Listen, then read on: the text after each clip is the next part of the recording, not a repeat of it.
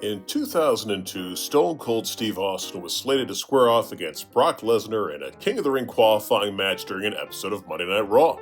Now, Lesnar wasn't a big star at this point, but it was clear that he was well on his way. Austin thought it was a mistake to give away such a big match, a potential WrestleMania main event, on cable television. He also didn't love the idea that he was supposed to lose. His rationale was that he shouldn't be the first person to drop a match to the next big thing. He should be the last, in a big match where everyone would make money. Rather than work it out with Vince McMahon, the frustrated Rattlesnake simply went home. It was a huge scandal at the time. Vince called him out on live TV, there were confidential behind-the-scenes stories, magazine covers, and more. But more often than not, when a superstar is hit with a big controversy, they'll just disappear. I'm Senior Siete for 7 Wrestling, and let's take a look at 7 WWE stars who vanished after a scandal. Now, before we get into this, we appreciate your support, so if you enjoyed this video, please hit the like button, subscribe to the channel, and angle slam that notification bell. Also, we've got merch. Show the world that you're a part of the brotherhood, even if you're a sister, with some of our snazzy apparel, stickers, and more. Number 1. Odyssey Jones. Odyssey Jones first came onto the WWE radar after transitioning from college football to professional wrestling. A standout offensive lineman at Syracuse University, Jones brought natural size, athleticism, and charisma to the ring. He signed with WWE in 2019 and began his training at the WWE Performance Center, where his impressive agility for a man of his stature quickly caught attention. Fans were drawn to his infectious energy, booming laugh, and throwback 90s-style charisma, an old-school big man with a modern-day presence. He debuted on WWE NXT in 2021, making waves in the NXT Breakout Tournament, where he made it to the finals before being defeated by Carmelo Hayes. While he didn't win the tournament, his performance earned him major fan support and a steady presence on NXT programming. Jones was portrayed as a lovable powerhouse with the most badass heel toss you've ever seen, and the occasional questionable fashion choice. However, injuries slowed his momentum. A major knee injury sidelined him for nearly a year, forcing him to rebuild his buzz from the ground up upon returning to action. In 2024, Jones received a significant opportunity when he's called up to WWE Raw. He was paired with The New Day, Kofi Kingston, and Xavier Woods during a storyline meant to position him as a modern-day spiritual successor to Big E, who had been sidelined long-term due to a neck injury. The trio feuded with the Final Testament, and while Jones's appearances were limited, it was clear that WWE had plans to build him into a key piece of Raw's mid-card or tag division. However, those plans were abruptly scrapped in September 2024 when Odyssey Jones was released from the WWE following domestic abuse allegations. Though WWE made no formal statement at the time, Jones was pulled from TV immediately, and any creative involving him was dropped. His firing was a disappointing turn for a performer who had shown significant potential and was just beginning to find his footing on the main roster. After his release, Odyssey Jones publicly denied the allegations, stating in a social media post that he was blindsided and heartbroken by both the accusations and WWE's swift decisions to cut ties. He emphasized his innocence and claimed that the situation was being blown out of proportion without due process. Now, while many fans were divided in their reactions, Jones maintained a relatively low profile in the months that followed. As of now, he's begun appearing on the independent wrestling circuit under the name Odyssey. Wow, that's spelling. Odyssey? Whether or not a major promotion will take a chance on him again remains to be seen. Number 2. Jack Gallagher. Before he was twisting limbs and twirling mustaches in the WWE, Jack Gallagher was busy being portrayed as the most polite man to ever throw a punch in a pair of trunks. Born in Manchester, England, young Gallagher trained in catch wrestling, which involves bending people into uncomfortable shapes with surgical precision. He trained at the Snake Pit in Wigan, one of the most respected grappling gyms in the UK. There he learned how to stretch people without spilling his tea. When WWE launched the Cruiserweight Classic in 2016, which was awesome, Jack answered the call. He strutted into the tournament complete with an umbrella, handlebar mustache, and the air of a man who apologizes after suplexing you. His gentlemanly gimmick was an instant cult hit.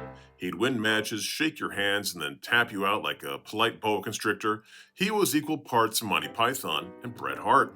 However, in June 2020, during the height of the hashtag Speaking Out movement, a social media campaign in which numerous individuals in the wrestling industry shared stories of misconduct and abuse, Gallagher was publicly accused of sexual assault. The allegations stemmed from an incident that reportedly occurred at a New Year's Eve party in 2014, where Gallagher was accused of being intoxicated, acting aggressively, and assaulting a woman without her consent. The allegations surfaced on Twitter, and unlike many other cases where companies took their time to respond, the WWE acted swiftly and decisively. On June 19, 2020, the same day the accusations became public, WWE announced that Gallagher had been released from his contract. In something that's very unusual for the company, the WWE released a statement that named him directly, which was a departure from their typical practice of issuing vague releases. This strongly indicated the company had verified enough of the claims to act immediately and definitively. Gallagher later issued a statement acknowledging the incident, expressing regret and stating that he had immediately accepted responsibility and apologized when it happened. However, the damage was done, not only to his WWE career, which had included runs on 205 Live and NXT UK, but also to his standing within the wrestling community. Since then, he has remained mostly out of the spotlight, and there has been no indication of a return to mainstream wrestling. His case became a prominent example of a talent facing real consequences in response to serious allegations during the Speaking Out movement. Number 3. Nails. Before arriving in the WWE as the menacing ex-convict Nails, Kevin McColl's built a solid reputation on the independent wrestling circuit under the ring name Kevin Kelly, not to be confused with the later WWE commentator of the same name. He began wrestling in the early 1980s and gained traction in the AWA, where he was a mid-card heel known for his power-based style and cocky demeanor. By the late 80s and early 90s, as the AWA declined, McColl's worked sporadically in other regional promotions before catching the attention of the WWF. They rebranded him in 1992 as the Nails character, one of the most memorable gimmicks of that era. Nails was portrayed as a menacing ex-convict who had a personal vendetta against the Big Boss Man, who was a character portrayed as a former prison guard. WWE leaned heavily into the prison storyline, with Nails accusing Boss Man of police brutality during his supposed incarceration. I remember being thoroughly freaked out by this bruised photo of the Boss Man when I was younger. I later learned that this effect was achieved by hitting him with a bag of oranges. The more you know. Oh, and if I'm ever an ex-convict, I'm probably going to stop wearing the jumpsuit. I don't care how cozy it looks. The feud with the Big Boss Man culminated in a nightstick on a pole match at the 1992 Survivor Series. However, his WWE career came to a sudden and infamous end later that year. In December of 1992, just months after his debut, McColl's allegedly physically assaulted Vince McMahon backstage over a dispute about pay. Reports claimed he grabbed and choked McMahon during the confrontation. The WWE immediately fired him, and the incident became a behind-the-scenes legend. Although, knowing what we know about Vince now, I'm shocked the incident didn't earn Nails some kind of a push. Now, there's a bizarre second act to the story, with McColl's testifying during the McMahon steroid trial in 1994.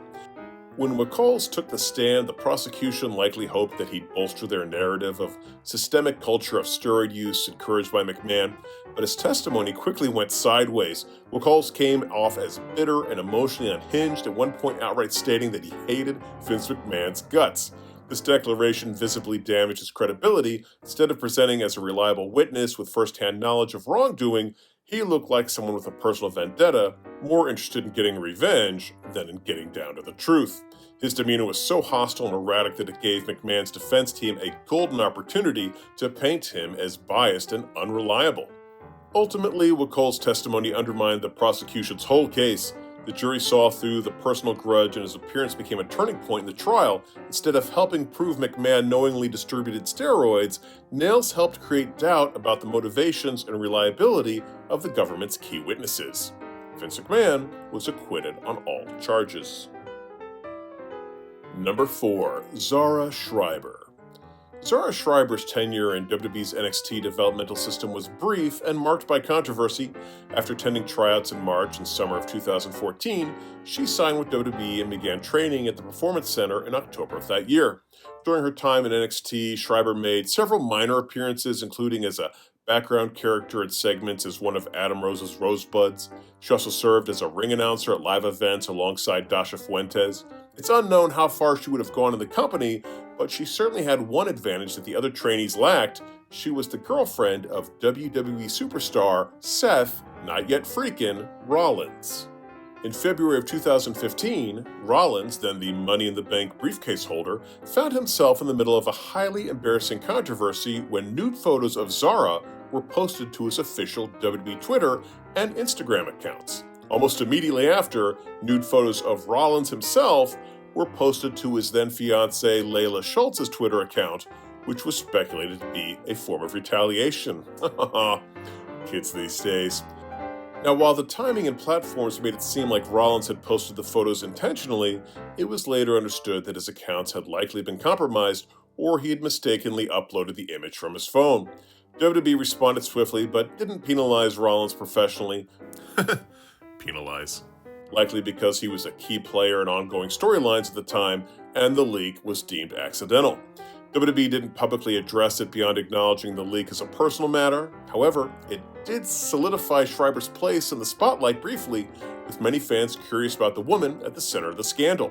Just months later, Shriber would debut at an NXT live event as Solomon Crow's on-screen sister. However, it would be Zara's next photo scandal that would land her in way hotter water. Not long after she appeared on NXT live events, fans discovered Instagram posts from her account in 2012 that included Nazi symbols. One caption read, "The swastika means prosperity and luck. It was around way before Hitler turned it into an icon of hate." She defended her post at the time, saying she had an interest in World War II history and wasn't trying to offend anybody. Unfortunately for Shriber, that defense didn't hold water with the WWE. The company, known for strictly managing its public image, moved very quickly.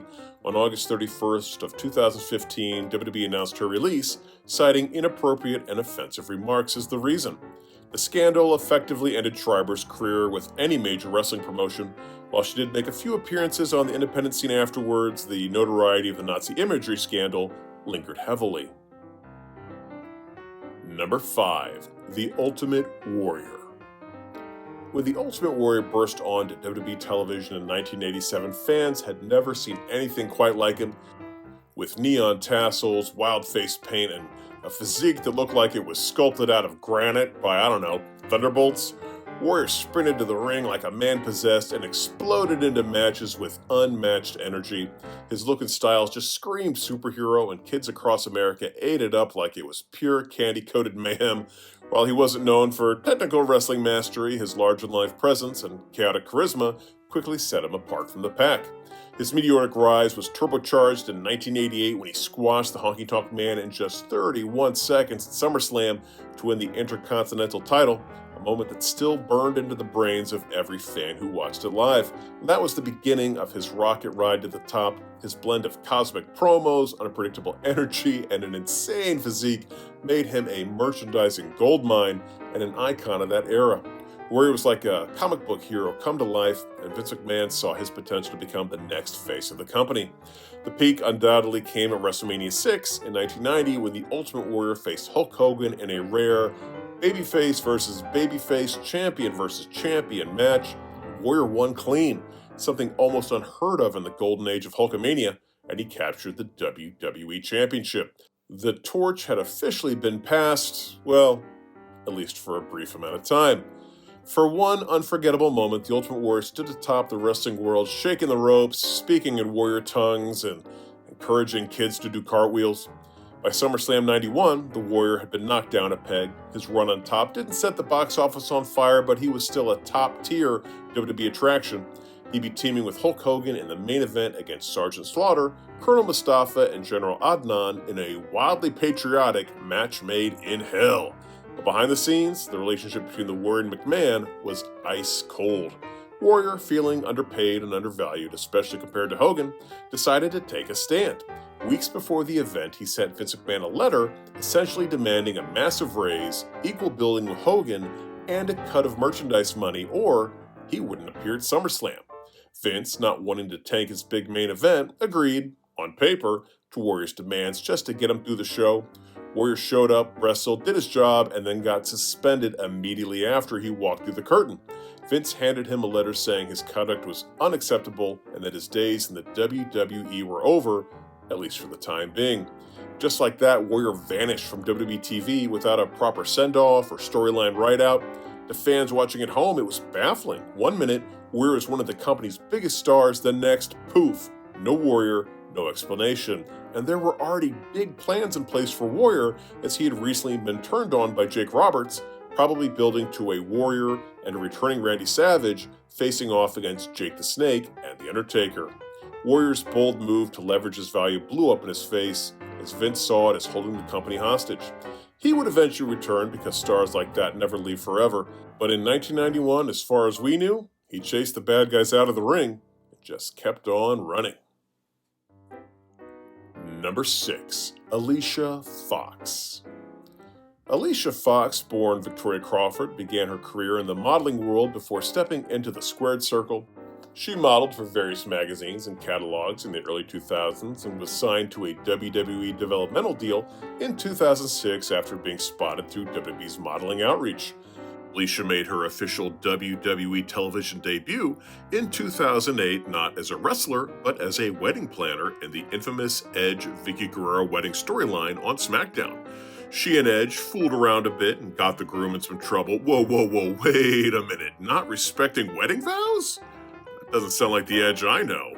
From there, she was eventually moved to ECW and later Raw, where she began developing her in-ring style and character. She steadily improved, becoming known for her striking looks, signature scissors kick, and a gimmick that would later morph into like a crazy like a fox, I don't know, but a chaotic, unpredictable persona that fans either loved or were very confused by. Me, personally, I loved it.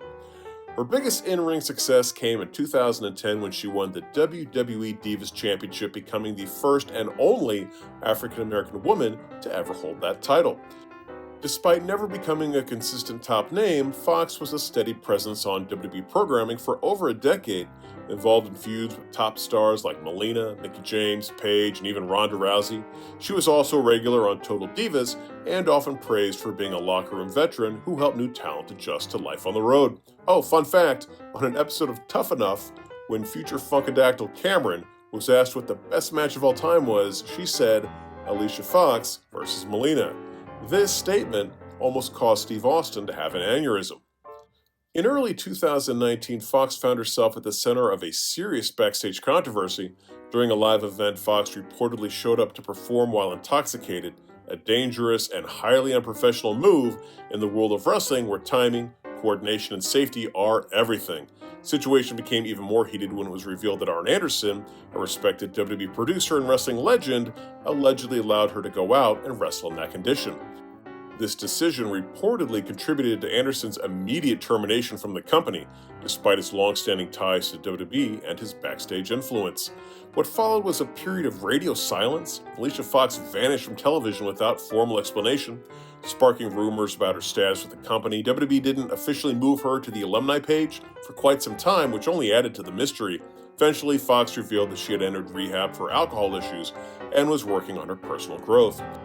In later years, she made a brief surprise appearance at the 2021 Women's Royal Rumble and has posted on social media about her journey to sobriety.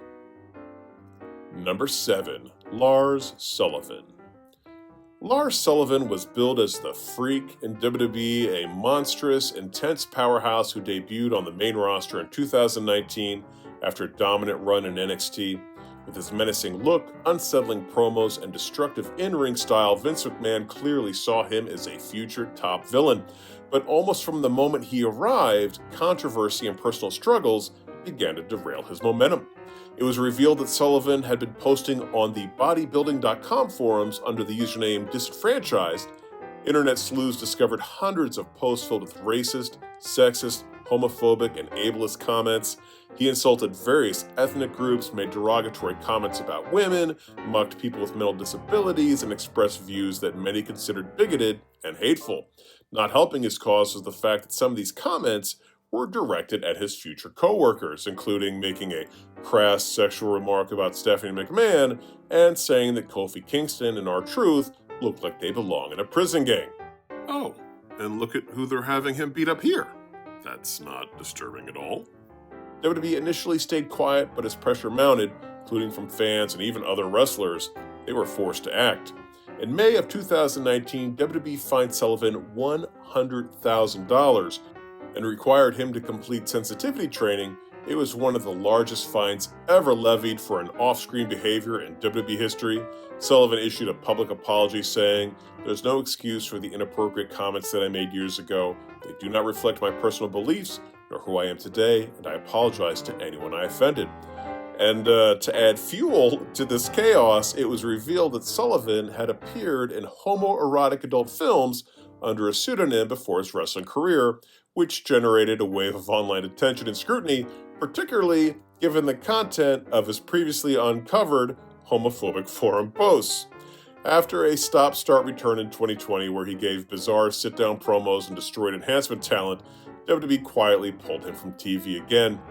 In early 2021, it was confirmed that he had been released, with reports suggesting that he had voluntarily parted ways with the company due to ongoing mental health struggles and a lack of desire to continue wrestling. Well, there's our list. Did we leave out any other WWE superstars who vanished after a scandal? If so, please leave them in the comments section below. Also, if you enjoyed this video, please hit the like button, subscribe to the channel, and lion salt that notification bell. Until next time, I'm Senior Siete for 7 Wrestling saying bye-bye.